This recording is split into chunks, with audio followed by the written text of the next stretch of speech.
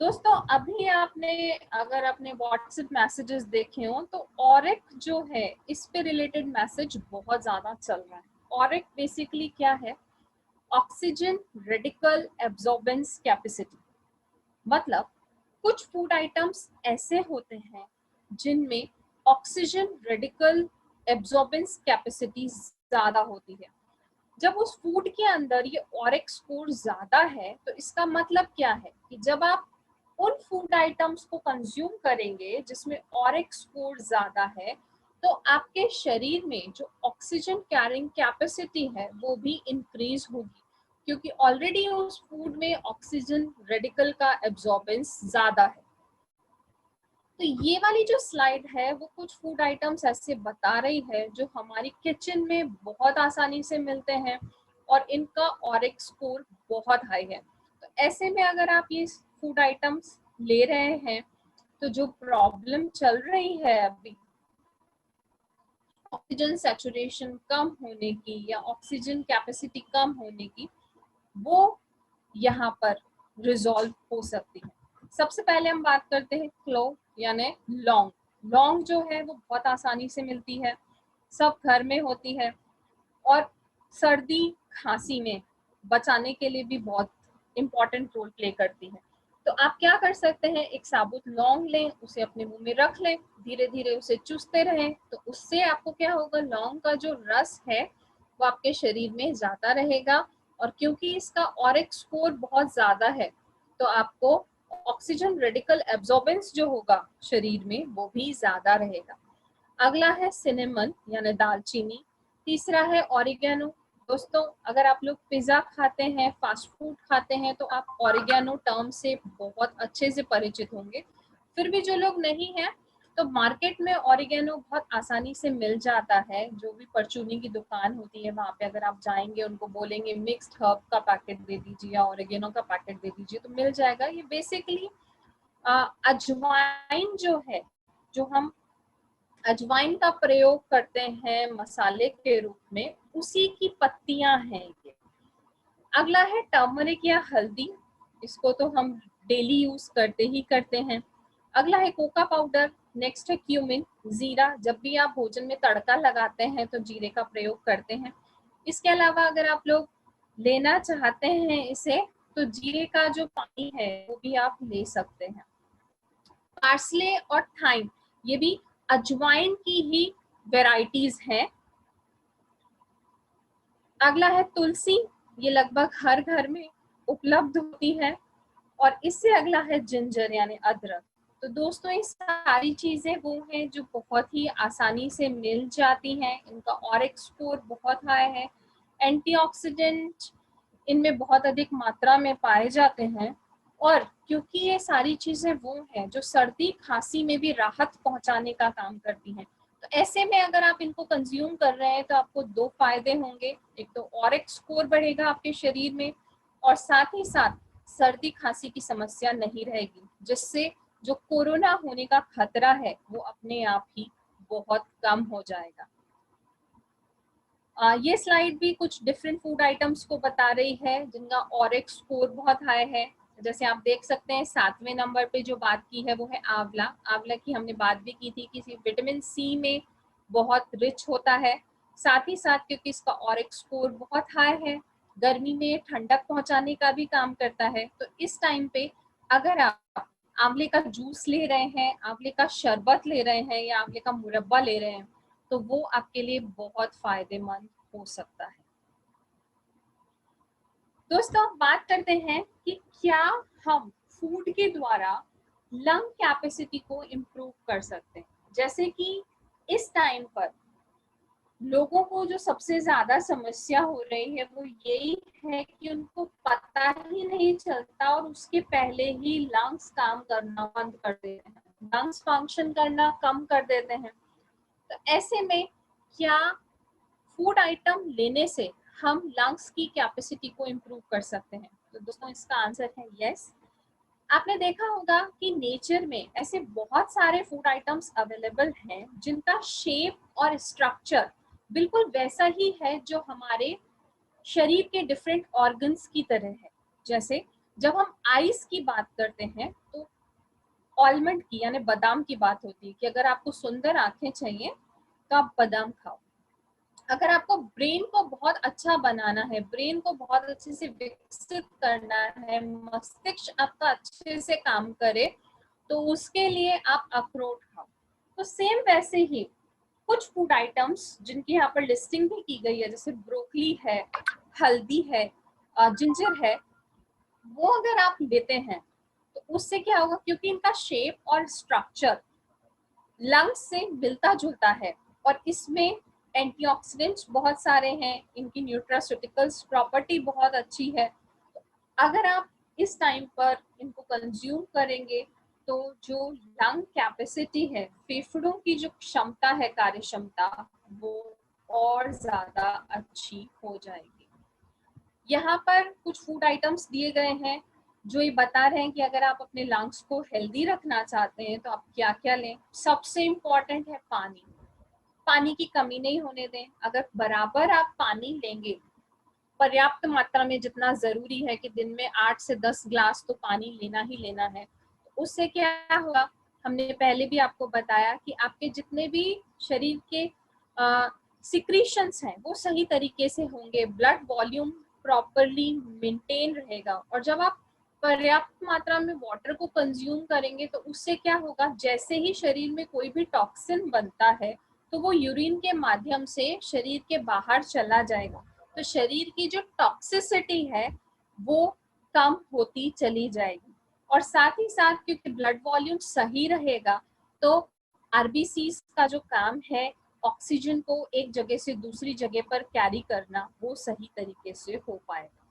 इसके अलावा जिंजर की बात हम कर चुके हैं, टर्मरिक की बात कर चुके हैं। जो क्रूसीफेरस वेजिटेबल होती है, जैसे पत्ता गोभी और जैसे फूल गोभी है या ब्रोकली है, तो इनका स्ट्रक्चर आप देखेंगे तो वो भी कहीं ना कहीं जो फेफड़े के तरह ही होता है। तो अगर आप इनको भी ले रहे हैं तो ये बहुत फायदेमंद होगा।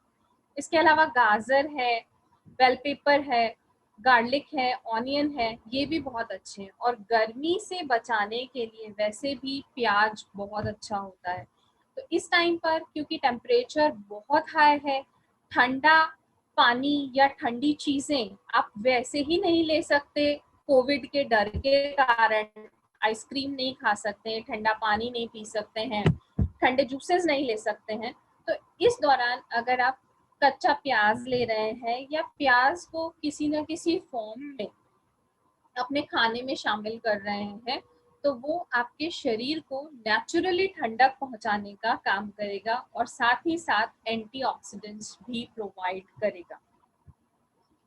अगला हम बात करते हैं हर्बल डिकॉक्शन की। हर्बल डिकॉक्शन यानी काढ़ा। जब भी कोविड की बात हो रही है तो काढ़े की बात जरूर से हो रही है। हर कोई काढ़ा पी रहा है। और देखा जाए तो ये जो काढ़े के स्टॉल्स वगैरह हैं ये भी बहुत लग गए थे। अभी तो लॉकडाउन की वजह से थोड़े से काम हो गए, आप बाहर नहीं निकल सकते हैं। तो ऐसे में क्या हो रहा है, मार्केट में काढ़े के पाउडर आ रहे हैं, तो लोग घर में ही उनको बहुत ज्यादा कंज्यूम कर रहे हैं। दोस्तों काढ़े के विषय में मैं केवल इतना ही कहना चाहूंगी, काढ़ा लें, अच्छे हैं क्योंकि उसमें बहुत सारे जो हमने स्पाइसेस की बात की थी, हर्ब्स की बात की थी, वो सब आ जाते हैं। लेकिन इनको बहुत अधिक मात्रा में नहीं लें क्योंकि गर्मी का मौसम है और ऐसे में क्योंकि काढ़े में जितनी भी चीजें प्रयुक्त की जा रही हैं वो बहुत गर्म प्रकृति की होती हैं। तो अगर आप इनको ज्यादा मात्रा में लेंगे तो शरीर में गर्मी बढ़ जाएगी और गर्मी का मौसम ऑलरेडी है, गर्मी और ज्यादा बढ़ जाएगी तो आपको परेशानी होगी। इसलिए काढ़ा लें, अगर आपको जरूरत है तो एक निश्चित मात्रा में ही लें, कम क्वांटिटी में लें, रिक्वायर्ड क्वांटिटी में लें, ज्यादा मात्रा में नहीं लें।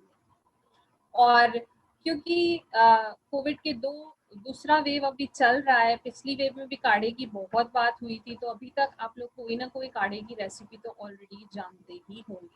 बस ध्यान ये रखना है क्योंकि लौंग भी बहुत गर्म होती है, काली मिर्च भी बहुत गर्म होती है, तुलसी बहुत गर्म होती है। तो जो संतुलन होना चाहिए गर्म और ठंडी प्रकृति का, वो आप बना करके रखें। दोस्तों ये तो सारी बात हो गई बैलेंस डाइट की। किस तरीके के न्यूट्रिएंट्स लेने चाहिए, किस तरीके के नहीं लेने चाहिए। सबसे इम्पॉर्टेंट एक और बात है, वो है फूड हाइजीन। जब भी आप फूड के साथ डील कर रहे हैं तो हाइजीन को मेंटेन करें। जैसे कि हम हैंड हाइजीन की बार बार बात कर रहे हैं, बार बार हाथ धोते रहें, हर 15-20 मिनट के बाद आप हाथ धोएं, तो ये नहीं धोना है। जो साफ सफाई बना करके रखनी है, बना के रखनी, ये बहुत ही जरूरी है। जो फ्रूट्स एंड वेजिटेबल है उनकी केयर करना इस टाइम पे बहुत ज़रूरी है, क्योंकि वो बहुत लोगों के हाथों से होते हुए आपके घर तक पहुंचते हैं। तो ये बहुत ज़रूरी है कि आप उसको अच्छे से वॉश करें। वॉश करने के लिए आप थोड़ा सा गुनगुना सा पानी ले सकते हैं। 10 से 15 मिनट तक गुनगुने पानी में आप उन सब्जियों को, फलों को रख दें। अगर आपको ऐसे लग रहा है कि ये नहीं, थोड़े ज्यादा गंदे हो सकते हैं, इस तरीके के लोगों के हाथों से होते हुए आए हैं जो कहीं ना कहीं इस इन्फेक्शन को स्प्रेड आउट कर रहे हैं, तो ऐसे में आप उसमें थोड़ा सा बेकिंग सोडा भी डाल सकते हैं। बेकिंग सोडा यानी मीठा सोडा होता है जो हर घर में आसानी से मिल जाता है। जब भी आप बेकिंग सोडा का प्रयोग कर रहे हैं तो उसके बाद सब्जियों को सादे पानी से जरूर धोएं, अच्छे से उसे ड्राई करें और फिर स्टोर करें। कभी भी कोई भी एंटीसेप्टिक जो है, कोई केमिकल है या सोप है, डिटर्जेंट है, इनको यूज नहीं करें अपने फल और सब्जियों को धोने के लिए। जो वर्ल्ड हेल्थ ऑर्गेनाइजेशन है उसने फूड सेफ्टी के लिए ये 5 कीज जो हैं वो सजेस्ट की हैं। आपको साफ सुथरा रहना है। जो भी कच्चा फल है, सब्जी है, और जो कुक्ड फल और सब्जियां हैं उनको आपको अलग अलग रखना है। दोनों की केयर अलग अलग से करनी है। और जो कुकिंग है वो अच्छे से होनी चाहिए, पर्याप्त टेम्परेचर पर होनी चाहिए। और जितने भी आप मटेरियल यूज कर रहे हैं, रॉ मटेरियल, वो सेफ होने चाहिए। वाटर आपका साफ सुथरा हो, कंटामिनेटेड नहीं हो, ये आपको ध्यान रखना है। दोस्तों, ये तो बात थी फूड की। अब सबसे बड़ी बात हम करते हैं मेंटालिटी की या पॉजिटिविटी की। चाहे हम किसी भी एरिया में बात करें, किसी भी सब्जेक्ट की बात करें, पॉजिटिविटी जो है वो हर जगह बहुत जरूरी होती है। और क्योंकि दौर अभी ऐसा ही चल रहा है जिसने हर व्यक्ति को परेशान किया हुआ है, चाहे वो छोटा बच्चा हो, चाहे अडल्ट व्यक्ति हो, चाहे बुजुर्ग व्यक्ति हो, कोरोना के आतंक से सभी प्रभावित हैं। और ऐसे में माइंड, बॉडी और सोल, इन तीनों को इंटरैक्ट करके रखना बहुत जरूरी है। क्योंकि आपने देखा होगा कि जैसा आप सोचेंगे वैसा ही आप बनेंगे। ये कहावत है कि जैसा खाओगे अन्न वैसा होगा मन। लेकिन आज के समय में जैसा खाओगे अन्न वैसा होगा मन के साथ साथ ये बहुत जरूरी है कि जैसा सोचोगे आप वैसा बनोगे आप। इसलिए अगर आप जितना ज्यादा पॉजिटिव सोचेंगे, जितना ज्यादा अच्छा सोचेंगे, जितना ज्यादा अपने ईश्वर के साथ आप मिलेंगे, उन आध्यात्म में जाएंगे, वैसे ही आपका जो सोच है वो सकारात्मक होता चला जाएगा। और इस टाइम पर सकारात्मकता ही एक ऐसी चीज है जो हर व्यक्ति को इस बीमारी से बचा सकती है। हमने आपको यहाँ पर बहुत सारे फूड आइटम्स के बारे में बताया, बहुत सारी चीजों के बारे में बताया जो आपको क्योर करने का काम करेंगे, जो आपको बीमारी से बचाने का काम करेंगे। लेकिन अगर आप उन फूड आइटम्स को लेते हुए भी आपके दिमाग में अगर यही चल रहा होगा कि कहीं मुझे कोरोना नहीं हो जाए, कहीं मैं कोविड से प्रभावित नहीं हो जाऊं, तो जो फूड आप ले रहे हैं उसका उतना इफेक्ट नहीं आएगा जितना आपकी सोच का आएगा। तो इसलिए बहुत जरूरी है कि जब भी आप उन फूड आइटम्स को कंज्यूम करेंगे तो आप ये सोचेंगे कि ये फूड आइटम मेरे लिए बहुत अच्छा है, वो मुझे बीमारी से बचाने का काम करेगा, मेरे शरीर की रोग प्रतिरोधक क्षमता को मजबूत करेगा और मुझे किसी भी तरीके की कोई बीमारी नहीं होगी, कोई समस्या नहीं होगी। तो जब आपका मन, आपका दिमाग इस तरीके से काम करेगा और उसके साथ आप फूड को कंज्यूम करेंगे, यहाँ पर फूड नहीं रहेगा, वो आपकी सोच के साथ एसिमिलेट हो जाएगा। और ये जो दोनों चीजें हैं वो बहुत इंपॉर्टेंट है, क्योंकि वो आपके शरीर को, आपकी आत्मा को और आपके मस्तिष्क को एक हॉरिजन पे लेकर के आएंगी, पैरेलल करेंगी, जिससे ये तीनों ही जो चीजें हैं वो एक ही चीज सोच रही है। आपका शरीर भी ये चाहता है कि मैं स्वस्थ रहूं, आपका जो दिमाग है वो उसी डायरेक्शन में काम कर रहा है, आपकी जो सोल है वो उसी डायरेक्शन में काम कर रही है कि नहीं, ये शरीर जो है वो स्वस्थ रहना चाहिए। और ऐसे में जब आप इस सोच के साथ इन फूड आइटम्स को कंज्यूम करेंगे कि मैं जो कुछ भी खा रहा हूँ, या दिमाग ये सोचेगा कि मैं जो कुछ भी ले रहा हूँ वो इस शरीर को स्वस्थ रखने का काम करेगा। तो यहाँ पर फूड न केवल फूड की तरह काम करेगा, बल्कि जितने भी आपके शरीर में सिक्रीशंस हो रहे हैं, जो भी हार्मोन्स रिलीज होंगे, जो भी एंजाइम्स रिलीज होंगे, वो उसी तरीके से काम करेंगे और पूरे शरीर में, मन में, आत्मा में एक सकारात्मकता लेकर के आएंगे, जो फूड के इफेक्ट को दोगुना कर देगा। तो ये जो है चीज वो बहुत जरूरी है। दोस्तों, आज के लिए बस इतना ही।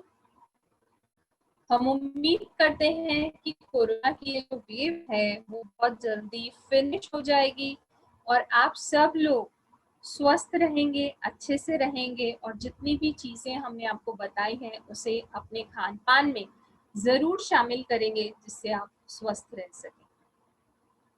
Thank you. Thank you so much doctor Khushboo Gupta. अब मैं यहाँ पे आमंत्रित सभी पार्टिसिपेंट से चाहूंगा, अगर उनको कुछ क्वेरी है तो वो डॉक्टर खुशबू गुप्ता से पूछ सकते हैं। आप अपना हैंड रेज कीजिए। यस कुसुम जी, आप अपना माइक बंद पहले चालू कर लीजिए मैम।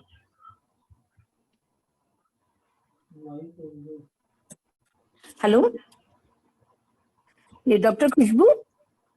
हेलो। हेलो, हाँ, नमस्ते मैम। हाँ, मैं कुसुम गुप्ता बोल रही हूँ। हाँ जी, बताते हैं तो स्टीम में दिन में कितनी बार ले सकते हैं हम? Ma'am please repeat your question. भाप, हम जब भाप लेते हैं कि अभी इन दिनों कोरोना में बता रहे हैं भाप लेनी चाहिए, तो कितनी बार ले सकते हैं दिन में?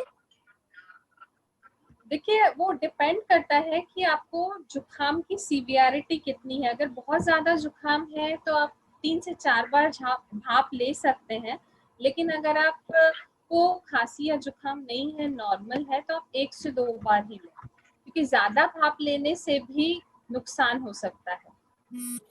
नहीं तो जनरली कहते हैं कि भाई, जैसे अभी हमने डॉक्टर साकेत गोयल का सुना था कि डायरेक्ट आप उससे भाप ना लें, जैसे बहुत गर्म भाप ना लें। हाँ, बहुत गर्म भाप आपको नहीं लेनी है। भाप वैसे भी आप उतनी ही लें जितना आप उसको टॉलरेट कर सकते हैं, क्योंकि ज्यादा लेंगे तो गर्मी ऑलरेडी बहुत है। भाप का टेम्परेचर जो है वो लगभग 70 डिग्री सेल्सियस होता है। तो ऐसे में क्या होगा, अगर डिपेंड करता है भाप ले किससे रहे हैं, कि सीधा आप बर्तन के अंदर मुंह डाल के ऐसे भाप ले रहे हैं, या आजकल जो वेपोराइजर आ रहे हैं उससे ले रहे हैं। तो होगा क्या, जब आप बहुत गर्म लेंगे तो आपकी स्किन बर्न होने के चांसेस रहेंगे, आपकी जो नेजल कैविटी है वहां पे बर्न हो सकते हैं, आईज में बर्न हो सकते हैं। तो जितना आप टॉलरेट कर सकते हैं उतना ही लें। और ये जो हमारी स्वेलिंग आ जाती है फेफड़ों में, उस टाइम भाप लेनी चाहिए या नहीं? किसमें? फेफड़ों में जो स्वेलिंग आ जाती है, जब कोरोना हमें पॉजिटिव आता है और फेफड़ों में स्वेलिंग आ जाती है। फेफड़ों में स्वेलिंग आ जाती है? तो ये तो आप डॉक्टर से पूछ करके ही लें। अच्छा, है ना? ठीक, वो ज्यादा अच्छे से बता पाएंगे, क्योंकि मैं तो डाइट के बारे में ज्यादा अच्छे से बता सकती हूँ। अच्छा, है ना? Thank you doctor Khushboo. Welcome ma'am, welcome. Thank you Kusum ji ma'am. अब हमारे अगले जो पार्टिसिपेंट है जिनका क्वेश्चन है वो है हिमांगी जी। सो हिमांगी अक्षाली मैम, आप अपना माइक ऑन कर सकते हैं। नमस्ते खुशबू जी। डॉक्टर खुशबू, सॉरी, या एक्चुअली मेरा प्रश्न ये है, अभी हम बोलते हैं कि सब्जियों को पानी में, गर्म पानी में या वार्म वाटर में वॉश करना चाहिए। तो अभी तो 1 साल 1.5 साल ऑलमोस्ट होने को आ रहा है और हम वॉश कर रहे हैं। कुछ कुछ सब्जियां मैंने नोटिस किए हैं कि नमक के पानी में डालो या फिर वार्म वाटर में डालो तो उसके बाद ना वो जल्दी खराब हो जाते हैं। जैसे कि कैरेट हो तो वो हाँ। ब्राउन ब्लैकिश ऑलमोस्ट हो जाए, 1-2 दिन भी नहीं रहते हैं। तो वो ऐसे क्या है, में कैसे उसको सैनिट आई मीन ये कर सकते हैं देखिए उसका आपको शेल्फ लाइफ? उसका शेल्फ लाइफ इंक्रीज करने का पहला तरीका तो यही है कि आप जब उसको डाल रहे हैं तो बहुत ज्यादा देर तक उसको नहीं रखें, नमक के पानी में भी बहुत ज्यादा देर नहीं रखें, और जो गर्म पानी होता है, मतलब तेज गर्म पानी है, उसमें भी नहीं रखें, क्योंकि जो एंजाइमेटिक रिएक्शंस हैं वो क्या होती हैं, वो बढ़ जाती हैं। ऐसे में आपको करना क्या है, जो ब्लांचिंग का प्रोसेस होता है आप वो कर सकते हैं यहाँ पर, कि आप तेज या तो गर्म पानी में लें और 1-2 मिनट के लिए उसको डाल के रखें और वापस निकाल लें, फिर उसको अच्छे से धो लें सादा पानी से और फिर सुखा दें। आप एक काम तो ये कर सकते हैं। दूसरा, आपका पानी केवल गुनगुना ही हो, ज्यादा गर्म नहीं हो, उसमें अगर आप रख रहे हैं तो 5 से 10 मिनट तक आप रखें और फिर सादा पानी से उसे धो लें। ओके ये आप कर सकते हैं। Okay okay. और ये जनरली ऑनियंस तो हम ऐसे ही रख देते हैं, जब भी चाहिए तभी मैं पानी में डाल के लेती हूँ, उसका छिलका निकालती हूँ और फिर यूज़ करती हूँ। Ma'am, you are not audible actually. अभी ठीक है? हेलो। अभी हाँ, ठीक है? अभी ठीक है। हाँ। ओके। जो ऑनियन रहता है ना, तो उसको हम्म। जनरली में हम ऐसे ही रख देते हैं, हम्म। जैसे लाते हैं एक साइड में रख देते हैं उसको, और फिर जब हाँ। भी चाहिए तभी जस्ट छिलके के साथ वॉश करके फिर हम ले हाँ। लेते हैं। वो ठीक है हाँ। ना? हाँ, वो ठीक है, क्योंकि अगर आप अनियन को भी आप गीला कर देंगे पहले से ही तो वो खराब हो जाएगा। करेक्ट उसको तो आप करेक्ट। ये करें कि ओपन स्पेस में आप जब भी लेकर के आते हैं तो उसको किसी टोकरी में या आपके पास खाली जगह अगर है तो वहां पर आप उसको फैला के रख दीजिए। तो उससे क्या होगा, ऑटोमेटिकली वो, क्योंकि ऑनियन तो खराब होते नहीं है, आप उसको आराम से 15 दिन 20 दिन 25 दिन तक रख सकते हैं करेक्ट। खुले में, कुछ जल्दी खराब होते नहीं है। तो उससे क्या होगा, अगर वहां पर भी कोई चीज है तो सन लाइट से या उससे जो भी इन्फेक्शन होगा वो अपने आप डिस्ट्रॉय हो जाएगा। और आपको करना क्या है, बस जब भी आप उसको यूज करें उस टाइम पर आप उसको अच्छे से वॉश कर लें और फिर यूज करें। Yes yes, thank you. Welcome. Next question, कोई पूछना चाहेगा अगला क्वेश्चन मैम से?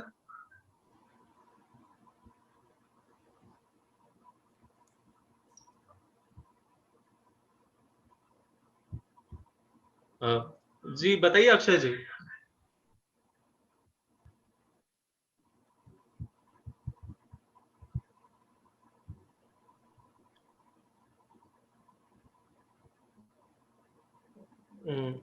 सर आपकी आवाज नहीं आ रही है।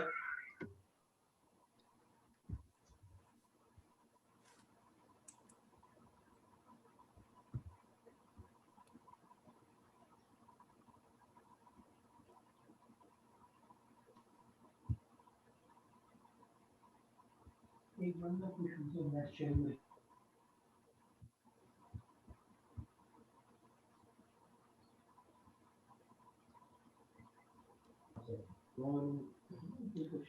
ओके, सो अब क्योंकि कोई और क्वेश्चन नहीं पूछ रहे हैं, तो मैं एक बार फिर डॉक्टर खुशबू गुप्ता से चाहूंगा कि वो अपने पूरे चैप्टर को एक कंक्लूजन प्रदान करें।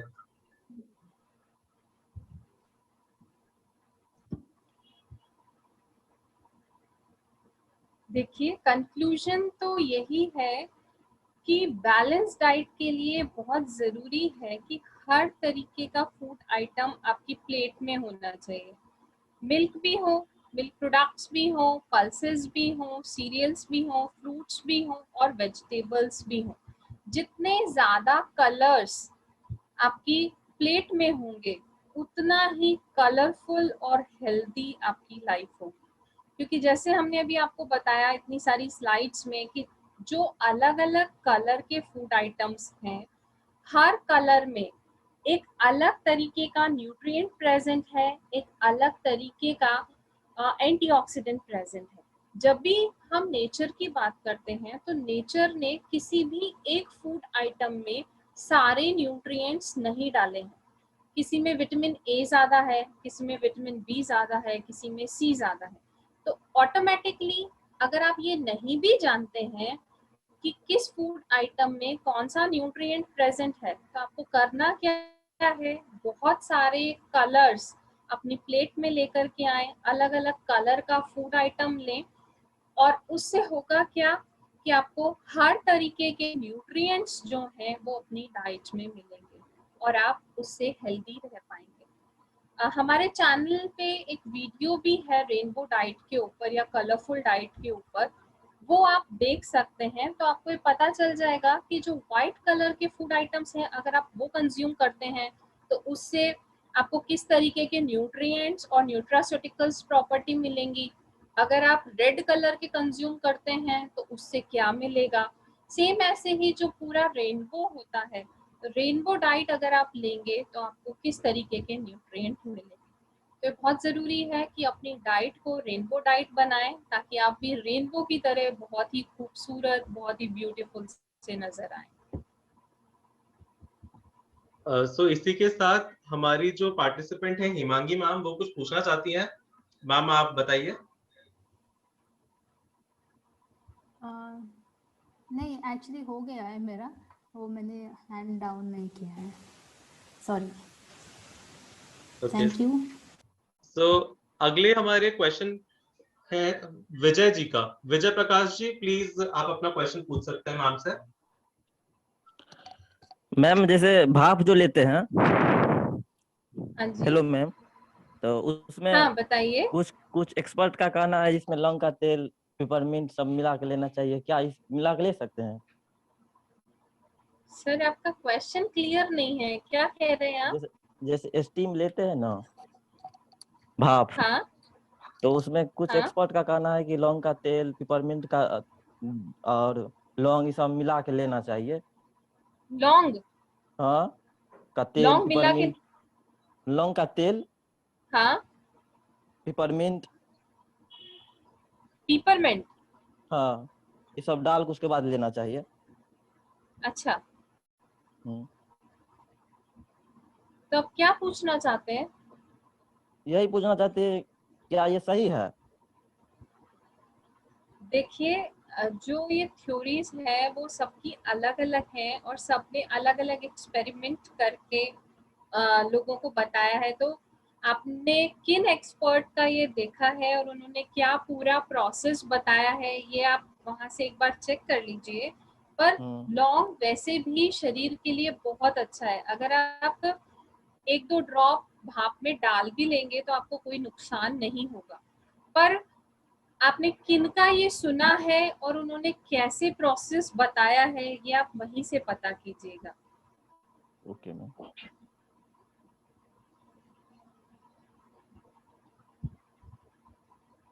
हेलो। हाँ ओके मैम।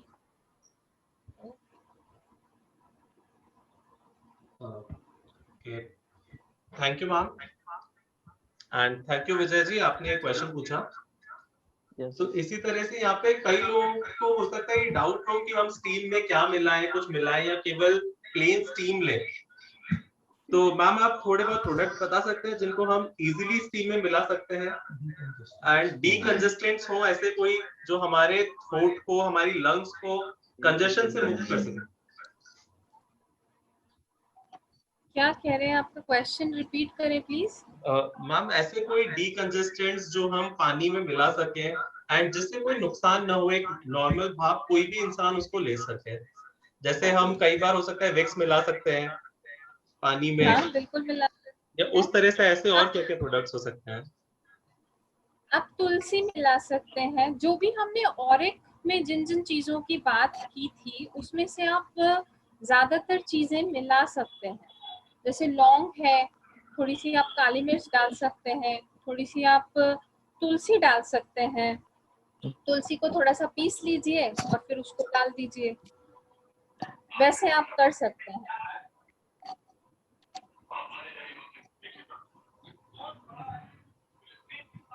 इसके अलावा आप सीधे भाप में इन चीजों को डालने की जगह अगर आप एज ए फूड कंज्यूम करेंगे तो वो आपके लिए ज्यादा बेहतर है। भाप आप नॉर्मल भी ले सकते हैं, विक्स भी डाल सकते हैं, और ये जो 3-4 चीजें बताई ये डाल सकते हैं।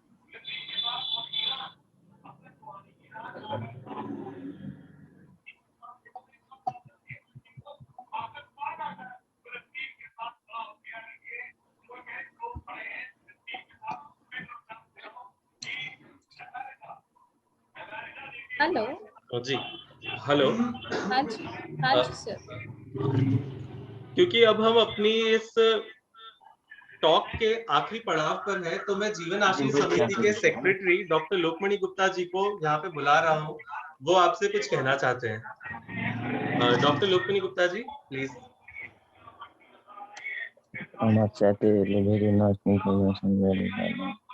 हेलो, सभी को नमस्ते। नमस्ते।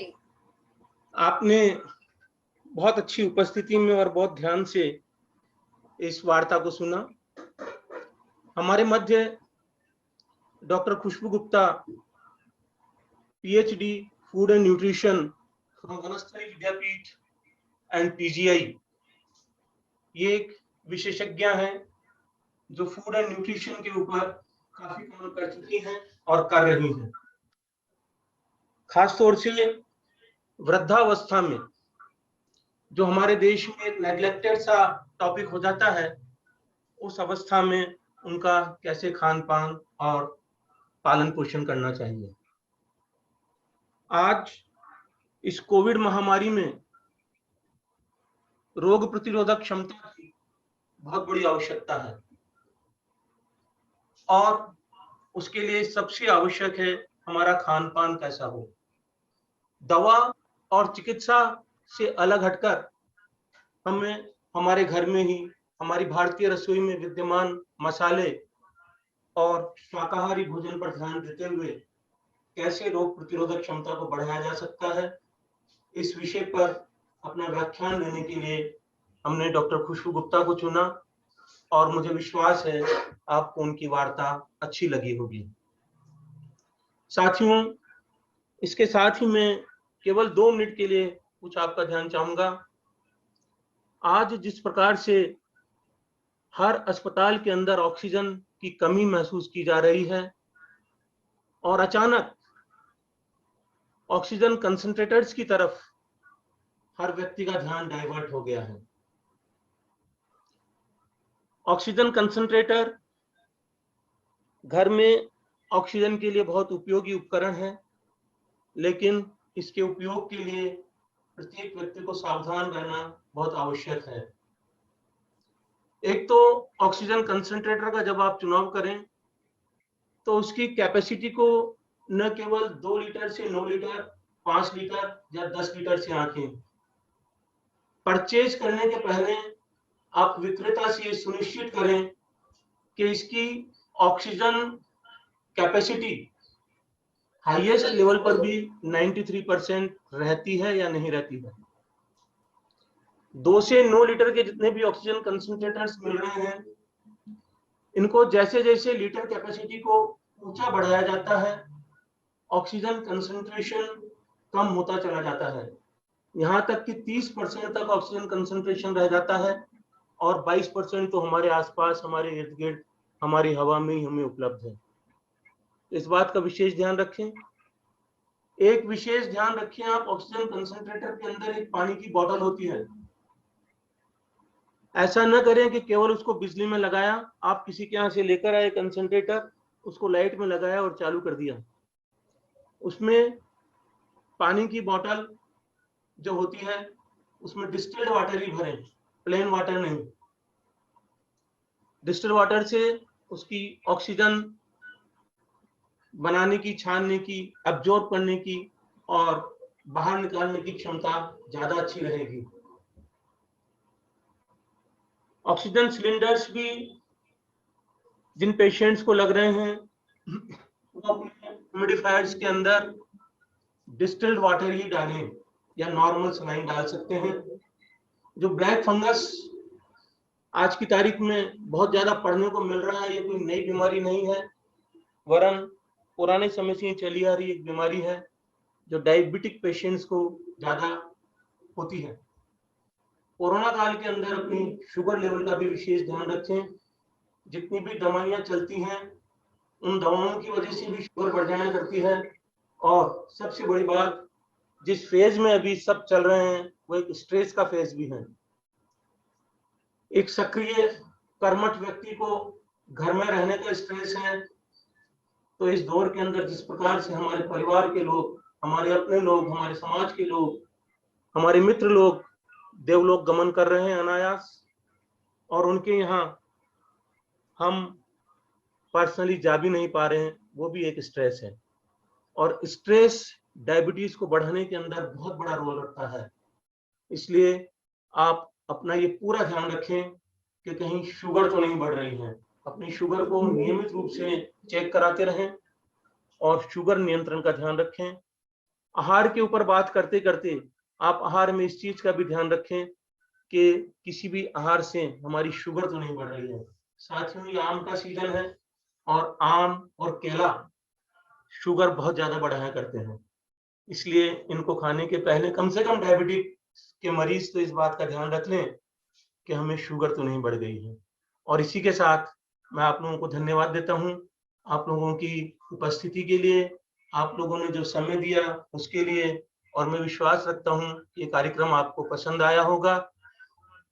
अगर आप और आगे जब भी हम एक बार कार्यक्रम और करने का प्रयास करेंगे, आप सहभागिता निभाएंगे। धन्यवाद। जय हिंद, जय हिंद।